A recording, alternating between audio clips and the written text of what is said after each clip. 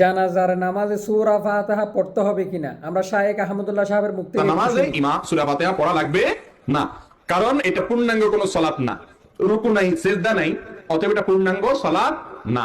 এখানে as-সালাতু আলাল জানাজা বলা হয় এই অর্থে যে মুর্দা ব্যক্তির জন্য দোয়া অনুষ্ঠান।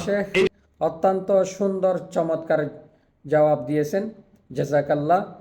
আমরা শুনেছি জানাজার নামাজে সূরা ফাতিহা পড়তে হবে না, কারণ জানাজার সালাত এটা পূর্ণাঙ্গ সালাত নয়, এখানে রুকু সেজদা নাই, এটা মাইয়িতের জন্য একটা দোয়া। কেউ যদি জানাজার নামাজে সূরা ফাতিহা পড়ে তার নামাজও হয়ে যাবে, কেউ না পড়লে দোয়া পড়লে তাও হয়ে যাবে। অতএব আমরা যে সমস্ত লামাজা হাবিবাইয়েরা বিভ্রান্ত সৃষ্টি করতেছি উম্মতের মধ্যে যে সূরা ফাতিহা না পড়লেই জানাজাই বাতিল, জানাজা হবে না, এই সমস্ত ফাতোয়া থেকে আমরা দূরে থাকি। এই সমস্ত ফতোয়া আপনি কোথায় পেয়েছেন যে সালাতুল জানাজাতে সূরা ফাতিহা না পড়লে জানাজাই হবে না? এই সমস্ত বিভ্রান্তিকর ফতোয়া থেকে আমরা দূরে থাকি। আল্লাহ তাআলা আমাদেরকে সকলকে বুঝার তৌফিক দান করুক।